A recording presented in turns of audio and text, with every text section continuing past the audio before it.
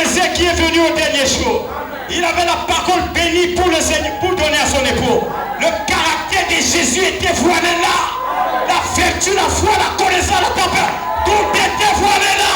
C'était le matériau pour la construction de la pyramide. C'est le retour à la parole. Amen. Un moment, apparemment, tu ne comprends plus. Alléluia. Dieu a promis les tonnerres au dernier jour. Elle dit, ces tonnerres seront dévoilés au dernier jour. J'ai parlé à une femme ce matin, j'ai dit, tu connais les sept tonnerres? Elle dit, je n'ai jamais entendu parler. J'ai dit, va lire Apocalypse chapitre 10. Il y a un ange qui a crié la voix des tonnerres. C'était sept tonnerres. Il tenait un livre ouvert. C'était Christ lui-même. Il est descendu avec la parole. Pas sa seconde venue. C'est différent de sa seconde venue. Seconde venue, il viendra nous prendre. Il nous amènera avec lui. Mais il nous envoyait un message pour nous préparer. Parce que, alléluia, amen. Mon frère, tu ne devais jamais l'épouser si elle n'était pas prête. Alors pourquoi elle a porté la robe des noces? Et la robe des noces, la robe arc-en-ciel, l'épouse va la porter bientôt. Amen. Elle a porté la robe pour aller à la cérémonie. Oh, le mari était parfait, mais l'épouse n'était pas parfaite. Il lui fallait une perfection. Et Paul a dit, le grand apôtre, 1 Corinthiens chapitre 13, il dit, je vous ai parlé en partie. Je vous ai parlé, c'est qu'il y avait une partie qui manquait. Et ils étaient scellés dans les 7 sceaux. Et autour du livre, c'était les voix. Et ces voix rentrent dans la Bible sous forme de la trompette. Et c'est la dernière trompette proclamée par Malachi. Alléluia, plaisir. Amen. Non. Sinon, on ne va pas célébrer ton mariage. Je suis content. Hein?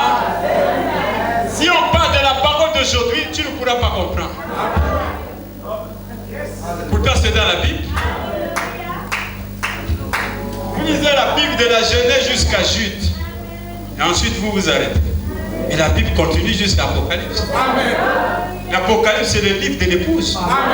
C'est le livre pour le croyant au dernier jour. C'est écrit en symbole. Et c'est comme tu écris une lettre à ton épouse. Tu écris certaines choses que seule ton épouse peut décoder. Pas tout le monde. Oui? Quand tu dis là vraiment j'ai mal, quand elle va dire j'ai mal, elle comprend de quoi tu parles. Alors quand quelqu'un d'autre dit mais il a mal même où? Au pied, à la tête, mais ton épouse comprend. C'est un langage approprié. Alors pourquoi Dieu parle toujours en symbole? Quand Jésus est venu, il a parlé en parabole. Les disciples lui ont dit, mais pourquoi le parles-tu en parabole? Il dit, parce qu'il vous a été donné de connaître les mystères du royaume. Mais à eux, cela ne leur a pas été donné. Amen. C'est que Dieu ferme les yeux à certaines personnes. C'est pas moi, c'est Dieu qui l'a dit. Jésus. Mais comment Jésus vient sauver l'humanité? Il dit encore, je te loue, Père. Mais comment tu peux louer Dieu pour des choses comme ça?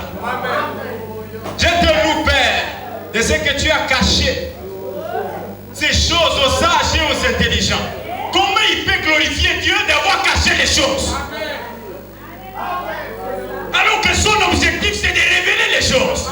C'est que c'est révélé pour un peuple, caché pour un autre peuple.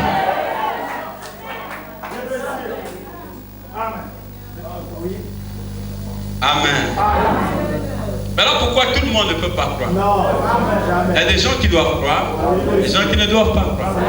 Il y a des gens qui doivent tuer Jésus, il y a des gens qui doivent l'accepter.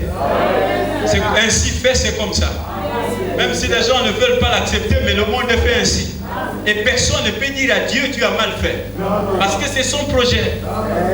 Quand tu construis ta maison, tu n'as besoin de personne pour te donner les conseils. Dieu aussi, il fait son projet et ne donne pas les conseils. Je me révèle à qui je veux. Il fait miséricorde à qui il veut. Il ne fait pas miséricorde à tout le monde. Judas a pleuré, hein? Comme Pierre. Pierre aussi a pleuré. Judas voulait même aller rendre l'argent. Mais Dieu n'a pas pardonné Judas. Pourquoi? Pardonne celui qui veut pardonner. Il endurcit le cœur de celui qui veut endurcir. Est-ce que vous comprenez ça? Amen. Donc mon frère, ma soeur, la vérité de la parole, il faut trouver ce qui a été promis pour ce jour. Yes. Ne voyagez pas comme ça, parce que tout le monde dit, mais j'ai pris quand même. Ceux qui l'ont tué priaient. Tu peux aussi le tuer. Lesquels qui ont combattu les apôtres, c'est ils priaient. D'abord, leur grand apôtre, Saul, persécutait l'église. Pourquoi le persécutait-il? Parce qu'il ne voyait pas. Le jour qu'il a cru, il est devenu membre de l'église en question. Hein? Amen. C'est la même chose ce matin. Si vous n'arrivez pas à voir, selon votre sainte Bible, les choses promises par Dieu dans votre Bible, vous ne le voyez pas. Ce qui se passe aujourd'hui, c'est qu'en réalité, vous n'êtes pas sauvé. Vous êtes membre de l'église, mais vous n'êtes pas sauvé. Quand vous êtes sauvé, vous connaîtrez la vérité de votre époque. Amen. Regardez, Noé a bâti l'arche. Moïse n'a pas bâti l'arche. Mais tous les deux étaient envoyés de Dieu dans des époques différentes. Bon, maintenant dans ton époque, qu'est-ce que Dieu doit faire? Non, je bénis Dieu pour le don qu'il m'a donné. Je rends les choses claires pour que ça soit clair. Dieu devait détruire la terre à l'époque de Noé. Voilà pourquoi il a dit ce qui était à l'époque de Noé reviendra dans les derniers jours. C'est que Dieu va détruire la terre. Non pas par l'eau, mais par le feu. C'est écrit dans 2 Pierre chapitre 3 verset 7. C'est là où il dit qu'il va détruire la terre par le feu. Alors, à l'époque de Noé, c'était pas l'eau. Dieu s'apprêtait à détruire, mais un homme était intègre. C'était Noé. Et Dieu a dit à Noé, bâtis l'arche. Et Noé n'a pas bâti l'arche d'après son intelligence. C'est Dieu qui lui a donné comment faire pour bâtir l'arche. Et Noé a bâti, c'est le seul bateau qui a résisté au déluge, c'était le bateau de Noé. Maintenant, ce qui était à l'époque là revient dans notre époque. Dans notre époque, Dieu s'apprête à détruire la terre. Si vous ne le croyez pas, même la science le croit. Vous avez des télévisions, mais regardez ce que la science dit. Eux-mêmes, j'ai lu encore là, 2012, la fin du monde. Même la science croit qu'il y a une fin du monde. Parce que Jésus a dit qu'il y aurait une fin du monde. Mais l'Église ne croit pas. C'est quand même méchant. Hein? Et il prétend croire en Jésus, il ne croit pas qu'il y aura une fin du monde. Mais Jésus a dit qu'il y aura bel et bien une fin. Et nous sommes proches de la fin. Ah, à l'époque de Noé, les femmes étaient belles. Mangeaient, buvaient, mariaient leurs enfants. Vendaient, plantaient. Ils faisaient des business tous les jours. C'est ce qui était à cette époque-là. Et ça reviendra dans notre époque. Les business sont partout maintenant. Toutes les femmes sont belles aujourd'hui. Amen. Maintenant, cherchez tout, vous allez voir que les caractéristiques sont pareilles. Mais où est Noé? Parce que, amen, la solution n'était pas dans la beauté des femmes. La solution n'était pas dans les business. N'était pas dans les mariages de tous les jours. La solution, c'est Noé qui avait la solution. Maintenant, où est Noé? Parce que Jésus a dit ce qui était à l'époque de Noé deviendra dans les derniers jours.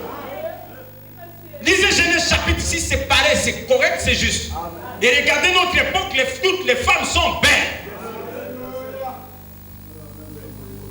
Les gens plantaient, bâtissaient, on bâtit. On dit qu'il y a la crise économique, mais les gens ne font que construire. Où est-ce qu'ils trouvent l'argent? Ils accomplissent la prophétie. Ils accomplissent la prophétie. Plantaient, mariaient leurs enfants, comme Frère Brice a donné en mariage. C'est aussi l'accomplissement de la prophétie. Mais c'est l'accomplissement de la prophétie. Amen. Observez, revenez un peu en 86, il n'y avait pas beaucoup de mariages. Pour se marier, c'était dur. Les gens ne se mariaient même pas. Un mariage par année. Les mairies voulaient même fermer à l'époque, mais c'est... Mais aujourd'hui, chaque samedi, chaque samedi, même vendredi, jeudi, c'est le mariage. Parce que c'est l'accomplissement de la prophétie. Mais c'est le temps le plus difficile. C'est pour montrer que Dieu ne faillit pas. C'est que Dieu dit, Dieu l'accomplit. Vous me suivez? Bientôt on va terminer. Vous me suivez? Attirez votre attention sur quelque chose. Maintenant, la solution n'était pas d'en donner en mariage, faire des business, vendre, planter, marier. C'est pas ça la solution. Ce ne sont que des signes du dernier jour. Tout à fait. Maintenant, la solution, il y a... Vous dites Amen? Non, si notre époque est similaire à l'époque de Noé, ça veut dire qu'à l'époque de Noé, il y avait aussi des églises. Même en Zion, il y avait une église. Partout, il y avait des églises. Mais toutes ces églises étaient dans la fausseté. Parce que seul Noé avait la révélation de comment échapper au déluge. Oh! Amen. Je ne suis pas Noé. Amen. Je ne suis pas Noé. C'est pas pour dire, bon, lui là, il écarte tout le monde. On va voir maintenant Noé, il va dire, Noé, là, c'est qui? Il va se présenter lui-même comme Noé. Je ne suis pas Noé. Je m'écarte aussi. Nous tous, on est défauts. Il faut que ça soit clair. Si vous lisez la Bible, regardez ce qui s'est passé, regardez ce qui doit se faire. Aucune prophétie n'a failli. La manière dont Jésus devait naître. Amen. Vous savez, quand Jésus est né, le bruit a couru un peu partout. Il est né, il a fait pratiquement 2 ans. C'est là où les mages suivaient l'étoile. Les mages savaient que l'étoile est sortie. L'étoile là, les églises n'ont pas vu ça. Les mages, c'est des astrologues. Les astrologues, ce n'est pas des chrétiens. C'est un peu comme des magiciens. Ils ont vu l'étoile monter en Orient qui allait vers Jérusalem, donc vers l'Occident. Ils ont suivi l'étoile pendant 2 ans. Parce qu'ils revenaient vers le Tigre, donc vers l'Irak. Ils marchaient sur les chameaux, suivaient l'étoile. L'étoile devait les conduire là où Jésus était. Mais les églises ne savaient pas que le Messie était sur la terre. Moi, je parle de l'église parce que les gens se fient trop à l'église. Et l'église trompe les gens. Mais la parole dit la vérité. Et bien l'église était là. Quand ils sont rentrés à Jérusalem, ils ont dit, où est le roi des Juifs? Ils ont dit, quel roi? Nous, notre roi c'est Hérode. Il n'est pas encore de quel roi. Mais le roi des Juifs vient de naître. La Bible dit qu'Hérode fut troublé avec tout le monde. Il appelait tous les pasteurs. Venez. Il n'était pas au courant, et les pasteurs aussi n'étaient pas au courant. Mais il prêchait quoi? Ce qu'il devait prêcher, c'était le Messie. Mais le Messie est venu, ils ne l'ont même pas reconnu. Mais qu'est-ce qu'il prêchait alors? Ils sont venus, ils ont dit à Hérode, non, mais on a vu son étoile en Orient. Donc nous marchons là pour aller l'adorer. Hérode appelle les pasteurs. Il dit, venez. Disez-moi les prophéties maintenant. Amen. Disez-moi où est-ce que le roi devait naître. Ils ont commencé à fouiller. Et c'est Michée qui avait parlé. Bethléem de Juda. De quoi sortira celui qui pètera Israël? Amen. Ils ont dit, il naîtra à Bethléem. Ils ont dit, donc c'est là. Évidemment, Jésus est né à Bethléem. Mais il n'a pas grandi à Bethléem, il a grandi à Nazareth. D'après la prophétie. Toujours d'après la prophétie. La Bible, c'est un livre prophétique. Et il faut lire Dieu d'après sa prophétie. Maintenant, quelle est la prophétie d'aujourd'hui? Parce que la prophétie d'aujourd'hui, c'est pas Jésus doit naître à Bethléem. Parce que Dieu l'a déjà accompli. Mais quelle est la prophétie d'aujourd'hui? Ça sera voilé dans des chairs humaines. Et c'est des prophéties là qu'on vient entendre. Amen. La prophétie de Dieu s'accomplira dans des personnes. Même Judas était une prophétie. Amen. Mon ennemi a levé son talon contre moi.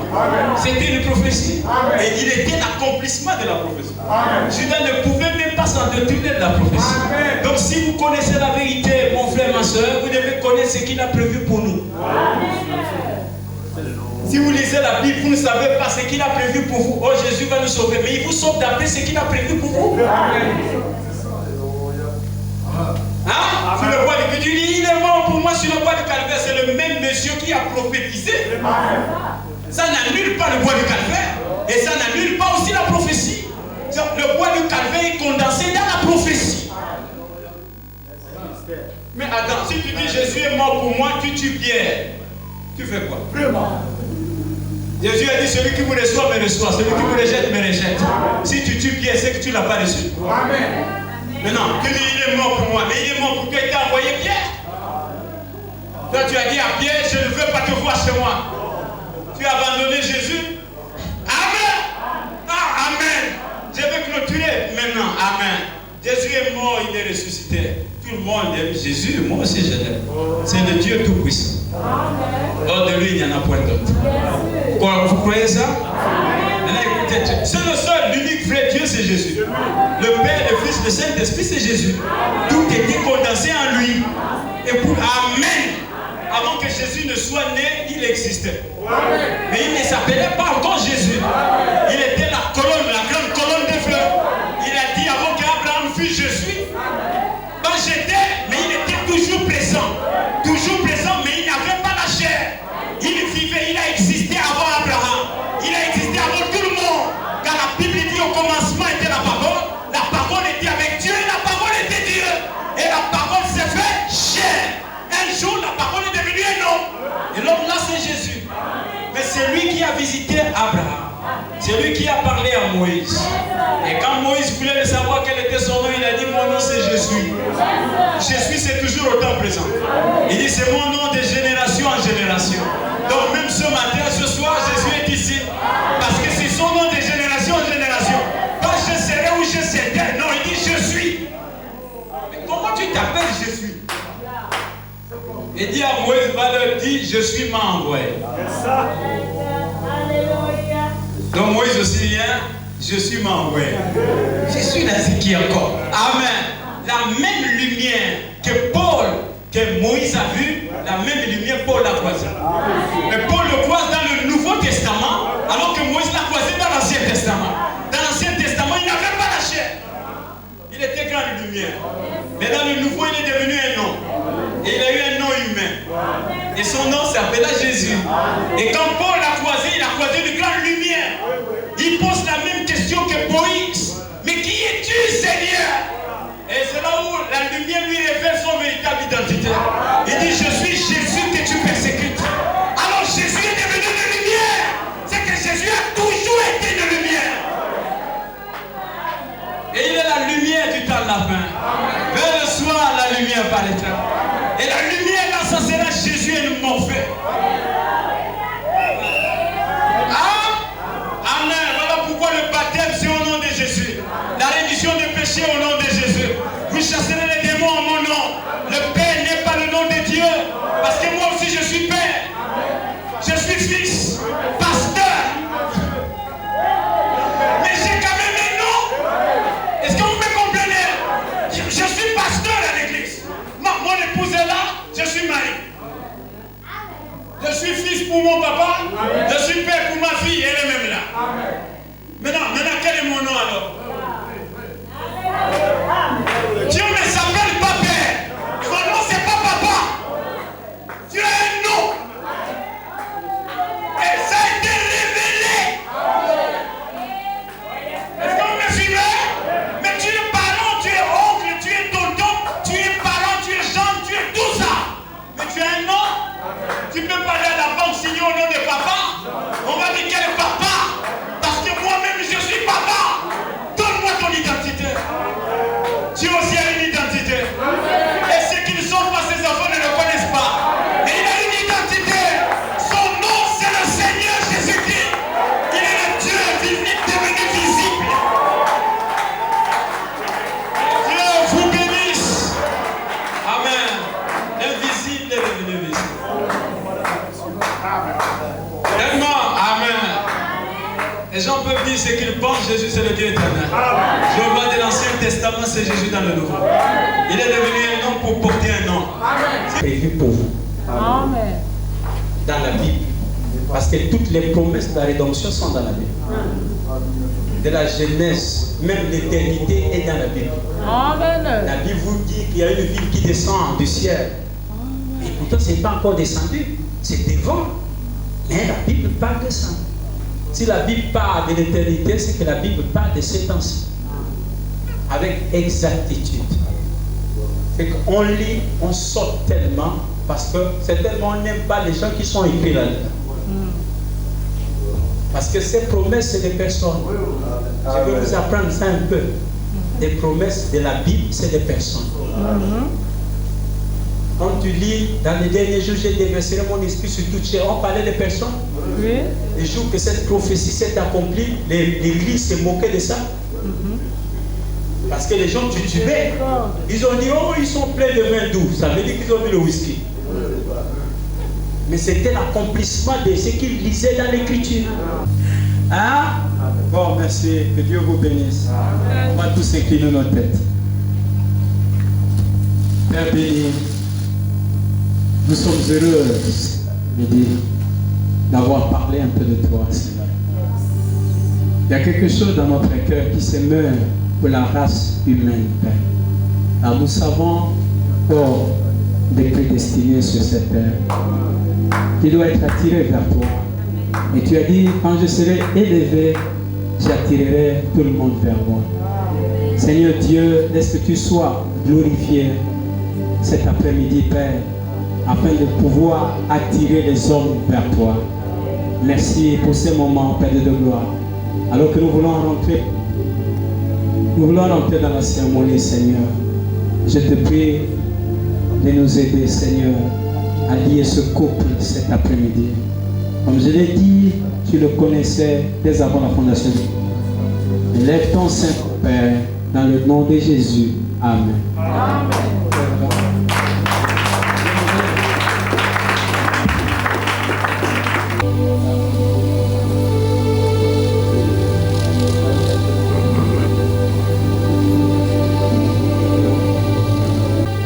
À qui, comme le prophète l'a enseigné, à qui demanderai-je pour donner cette femme à cet homme-ci? Il n'y a pas un autre micro là? Absolument, acclamons le Seigneur. Seigneur. Amen. Et pourquoi on demande cela? Ça veut dire que si le Père n'était pas consentant, ceci ne serait pas possible. Amen. J'allais dire, mon ami, rentre à la maison. Viens prier ton Seigneur, écoute la voix du tonnerre. Prépare-toi pour l'enlèvement, au revoir, au revoir. Amen. Mon ami, tu es content? Tu peux quand même baisser au copain. Merci. Alléluia! Praise God, amen.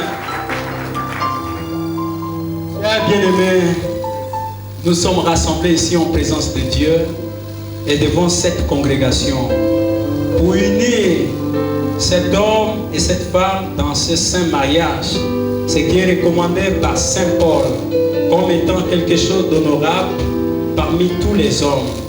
C'est pour cela qu'il n'est pas donné à qui que ce soit d'y entrer, de s'y engager imprudemment ou avec légèreté, mais plutôt respectueusement, sagement, raisonnablement, dans la crainte de Dieu,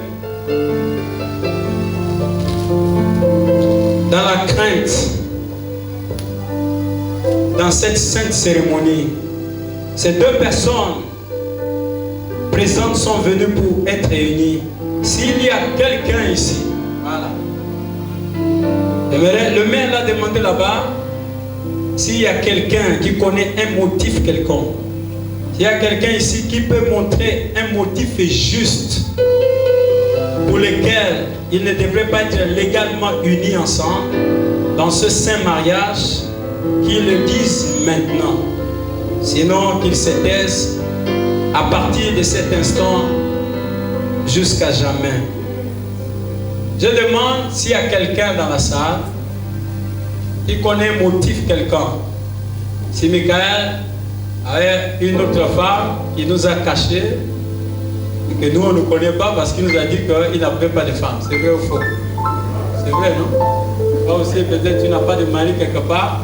Maintenant si quelqu'un connaît qui s'est caché sous les lits, les gars avaient employé le pasteur, on va arrêter l'histoire là tout de suite. Amen. Le maire a dit ça là-bas. Hein? Voilà pourquoi la mairie on met des affiches. Quand tu viens tuer, ça c'est Pambo Michael. Ah, je connais le type là. Et tu vas vite trahir au maire. Attention, le type là il est fou. Il n'est pas bon. Amen. Et le maire appelle, s'il vérifie que les choses qu'on accusait Michael ou la sœur Hope sont vraies, le maire ne pourrait jamais célébrer le mariage. Maintenant vous me saisissez? Maintenant vous qui êtes aussi dans la salle, nous sommes devant Dieu maintenant. S'il y a quelqu'un qui connaît quelque chose qui pouvait nous permettre de ne pas célébrer ce mariage, qui le dit maintenant. Donne le micro, donne-le le micro. Non, mais parce que le maire nous a parlé très bien là-bas. Quand bien même il a fait une erreur, il dit que Marie puisse nous soutenir. C'est grave quand même. Amen. Quand il est catholique, il faut le comprendre. C'est à toi qu'on a envoyé Marie pour te garder. C'est grave. Amen. Maintenant, si personne n'a rien à dire, ça ne sert pas d'aller dire à la maison, je savais. Mais à cause de ma honte, tu as un mauvais démon.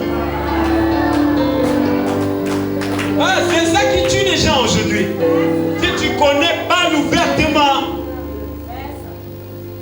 Bon, je comprends qu'il n'y a pas de courageux. Ça veut dire que le frère, il est juste. Et la soeur aussi est juste. Ils sont blanchis dans le sang de l'agneau. En conséquent, va chercher tes erreurs chez toi sous ton lit. Amen. Alors, écoutez, mon ami Michael, je vous exigerai et vous demanderez vous deux. Là maintenant, l'église n'est pas dedans. Comme vous devez répondre sûrement au jour du jugement, lorsque les secrets de tous les cœurs seront dévoilés. Écoute-moi, laisse-moi la robe, maman. La robe, ça ne va pas se salir. Écoute ça. Ça, c'est de... Écoute. Hein? Ça, l'église n'est pas dedans. Quand tu me suis, il n'y a plus l'église là. Je vous exigerai. Et vous demanderez, vous deux, quand vous répondrez sûrement au jour du jugement, lorsque les secrets de tous les cœurs seront dévoilés. Si l'un de vous connaît un quelconque empêchement pour lequel vous ne deviez pas être légalement mis ensemble dans ce saint mariage, confessez cela maintenant. Car soyez assurés que tout couple qui est uni autrement que le permet la parole de Dieu, leur mariage n'est pas légal. Amen. Mais croyons que vous avez dûment réfléchi à cette responsabilité sacrée, que vous êtes sur le point d'assumer et que vous vous êtes préparé pour y entrer respectueusement, sagement, raisonnablement dans la crainte de Dieu. Hein, mon frère? Tu as quelque chose? Non. Mets le micro, mets le volume. Ça passe pas. Parce qu'il faut qu'on t'écoute. Si tu as quelque chose qui peut t'empêcher qu'on te dise ce soir, tu nous dis, on va dans le bureau, tu confesses. Non, il n'y a pas. Il n'y a pas, hein? Il n'y a pas.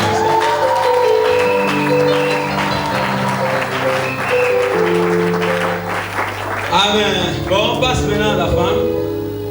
Maman, tu connais quelque chose qui peut empêcher que je puisse bénir le mariage, parce que le jour là, le trône blanc, tout ce que tu as caché va sortir. Tu as quelque chose qui peut m'empêcher de faire la bêtise là aujourd'hui. Hein? Non, réponds fort, il n'y a rien, ça veut dire. Tu connais quelque chose qui peut empêcher qu'on puisse célébrer cette union aujourd'hui? Non, pasteur.